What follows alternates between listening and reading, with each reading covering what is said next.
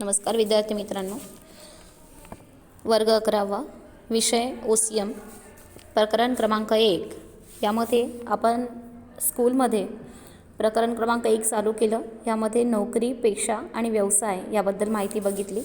त्यानंतरचा टॉपिक आहे ते म्हणजे व्यवसायाची उद्दिष्टे। तर व्यवसायाची उद्दिष्टे हे दोन प्रकारे असतात। पहिलं म्हणजे आर्थिक उद्दिष्ट, दुसरं म्हणजे सामाजिक उद्दिष्ट। आपण सर्वात आधी आर्थिक उद्दिष्टांबद्दल माहिती जाणून घेऊ। आर्थिक उद्दिष्टांमध्ये पहिलं आहे ते म्हणजे नफा मिळवणे। नफा हा स्थिरता व वाढीसाठी आवश्यक असतो। जर आपल्याला व्यवसायामध्ये स्थिर राहायचं आहे, टिकून राहायचं आहे, व्यवसायाची वाढ करायची आहे, तर या ठिकाणी नफा हा आवश्यक आहे।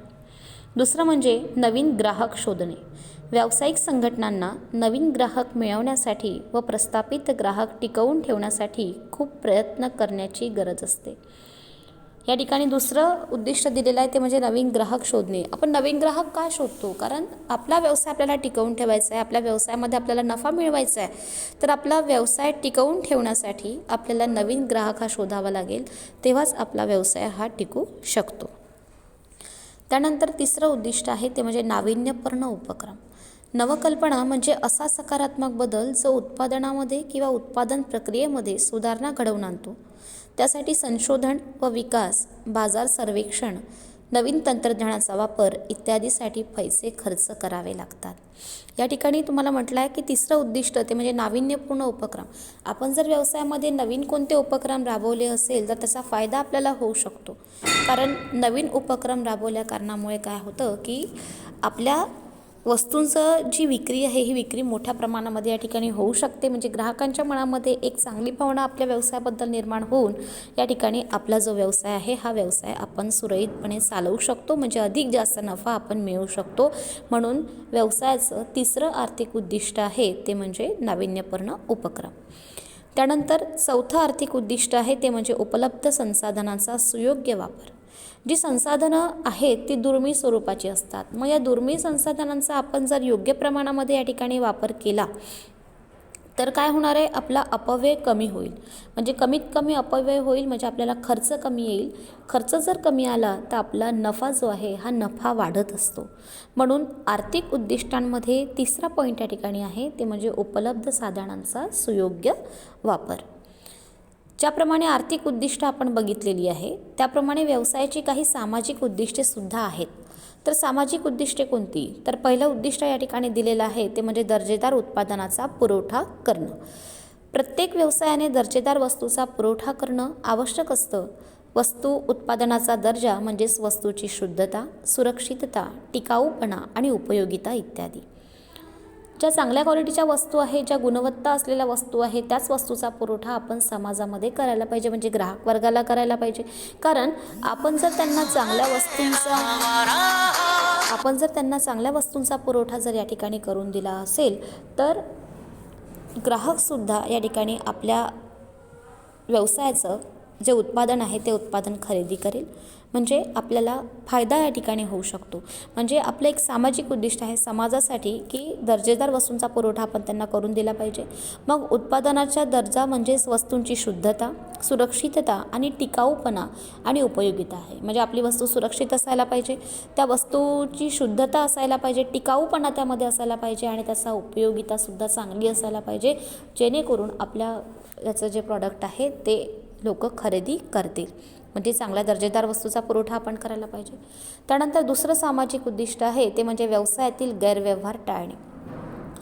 व्यापार जेव्हा आपण करतो तर व्यापारामध्ये कोणताही काळाबाजार करायचा नाही आहे, त्यामध्ये कोणतेही गैरव्यवहार आपण करू नये। ते गैरव्यवहार आपण नेहमी टाळायला पाहिजे।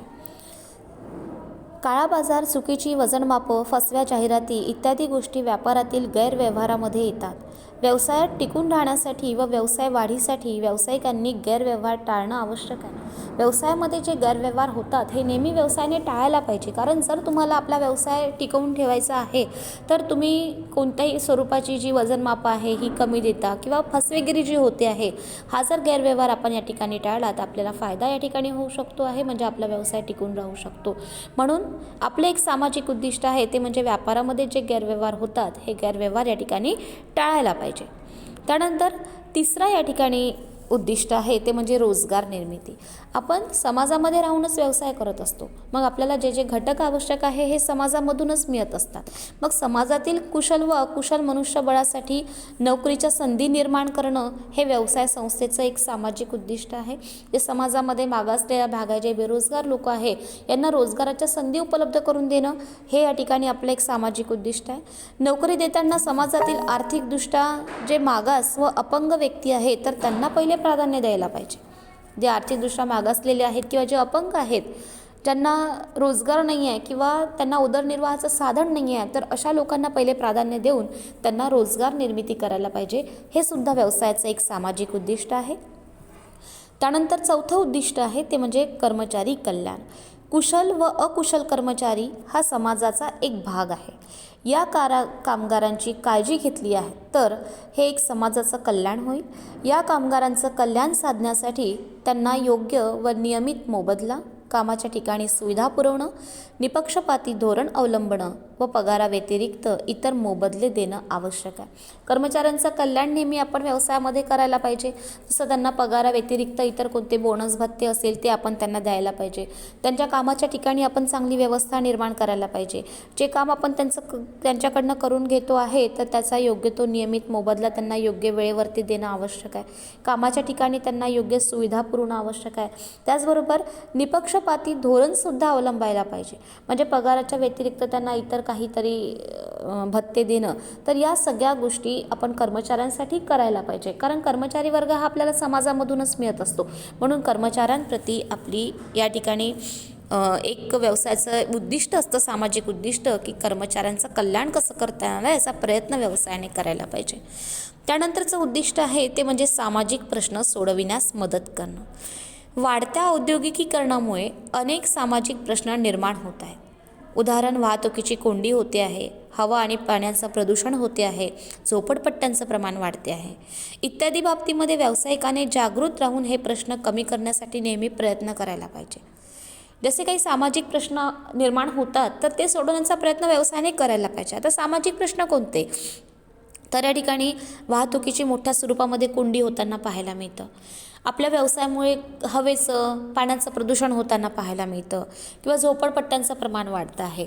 तर हे जे सामाजिक प्रश्न आहेत तर हे सामाजिक प्रश्न कुठेतरी कमी करता येईल का याचा विचार नेहमी व्यवसायाने करायला पाहिजे. म्हणून व्यवसायाच्या सामाजिक उद्दिष्टांमध्ये तुम्हाला एक पॉईंट दिलेला आहे ते म्हणजे सामाजिक प्रश्न सोडविण्यास मदत करणं. त्यानंतर एक शेवटचं उद्दिष्ट आहे ते म्हणजे सामाजिक कल्याणामध्ये सहभाग घेणं. समाजाच्या सर्वसाधारण कल्याणासाठी व्यावसायिकांनी जागृत असायला पाहिजे. आवश्यक त्या ठिकाणी त्याने देणग्या द्यायला पाहिजे. उच्च शिक्षणासाठी विद्यार्थ्यांना शिष्यवृत्तीसुद्धा द्यायला पाहिजे. इत्यादी मार्गांनी सामाजिक कल्याणामध्ये सहभागी होता येतं. या ठिकाणी नेहमी व्यवसायाने सामाजिक कल्याणामध्ये सहभाग घ्यायला पाहिजे. कारण आपण जो व्यवसाय करतो तो समाजामध्येच राहून करतो. मग आपल्या समाजाप्रती काहीतरी जबाबदाऱ्या आहेत तर त्या जबाबदाऱ्या आपण कुठेतरी पूर्ण करायला पाहिजे. कारण समाज जो आहे तर समाजाच्या कल्याणासाठी व्यावसायिकांनी नेहमी जागृत असायला पाहिजे की सामाजिक कल्याण कसं साधता येणार आहे यासाठी नेहमी जागृत असायला पाहिजे. आवश्यक त्या ठिकाणी जर कुठे देणग्या द्यावं लागत असेल, डोनेशन द्यावं लागत असेल तर ते सुद्धा द्यायला पाहिजे. जे उच्च शिक्षण घेणारे विद्यार्थी आहेत त्यांना जर कधी शिष्यवृत्तीची वेळ आली तर त्यांना शिष्यवृत्तीसुद्धा व्यवसायामार्फत द्यायला पाहिजे. म्हणजे सामाजिक कल्याणासाठी नेहमी व्यवसायाने हातभार लावायला पाहिजे. म्हणजे व्यवसाय आपण जो समाजामध्ये राहून करतो तर आपल्या काही जबाबदाऱ्या असतात समाजाप्रती. आपण जर या ठिकाणी सामाजिक कल्याणामध्ये सहभाग घेतला तर आपला व्यवसायसुद्धा या समाजामध्ये टिकून राहू शकतो. म्हणजे या ठिकाणी सामाजिक कल्याणामध्ये सहभाग घेणं हे सुद्धा आपलं एक सामाजिक उद्दिष्ट आहे. या ठिकाणी आपण व्यवसायाची उद्दिष्ट याचे 2 प्रकार बघितले. पहिला प्रकार म्हणजे व्यवसायाची आर्थिक उद्दिष्ट. आर्थिक म्हणजे जी पैशाची रिलेटेड आहे, जी अर्थाशी निगडित आहे. त्यामध्ये आपण बघितलं नफा मिळवणे, नवीन ग्राहक शोधणे, नाविन्यपूर्ण उपक्रम, त्याचबरोबर उपलब्ध साधनांचा सुयोग्य वापर. या सगळ्या गोष्टींमुळे काय होणार आहे, आपला खर्च कमी होऊन आपलं उत्पन्न या ठिकाणी वाढणार, म्हणजे आपण आपला नफा मिळवू शकतो. म्हणून यांचा समावेश हा आर्थिक उद्दिष्टांमध्ये झाला. ज्याप्रमाणे व्यवसायाची आर्थिक उद्दिष्ट होती त्याचप्रमाणे व्यवसायाची काही सामाजिक उद्दिष्टे सुद्धा या ठिकाणी दिलेली आहेत. पहिलं म्हणजे दर्जेदार उत्पादनाचा पुरवठा करणं, चांगल्या क्वालिटीच्या वस्तू उत्पादन करणं, व्यवसायामधील गैरव्यवहार टाळणं, काळा बाजार जो आहे हा टाळायला पाहिजे. तिसरं म्हणजे रोजगार निर्मिती, समाजामध्ये जे दुर्बल घटक आहे त्यांच्यासाठी रोजगाराच्या निर्मिती करून द्यायला पाहिजे. चौथं म्हणजे कर्मचारी कल्याण. जो कर्मचारी वर्ग आपल्याकडे काम करतो त्यांना त्यांचं कल्याण कसं करता येणार आहे त्याबद्दल नेहमी व्यवसायाने जागृत राहायला पाहिजे. त्यानंतर पाचवं म्हणजे सामाजिक प्रश्न सोडवण्यासाठी मदत करणं. जे समाजामध्ये प्रश्न उद्भवतात तर त्यासाठी व्यवसायाने नेहमी मदत करायला पाहिजे. त्याचबरोबर एक सहावं होतं ते म्हणजे सामाजिक कल्याणामध्ये सहभाग घेणं. सामाजिक कल्याणामध्ये सुद्धा व्यवसायाने नेहमी सहभाग घ्यायला पाहिजे. अशा स्वरूपामध्ये आपण व्यवसायाची आर्थिक उद्दिष्टेसुद्धा या ठिकाणी बघितलेली आहेत. त्याचबरोबर व्यवसायाची सामाजिक उद्दिष्टेसुद्धा या ठिकाणी बघितलेली आहेत. उर्वरित भाग आपण नंतरच्या क्लासमध्ये बघूया.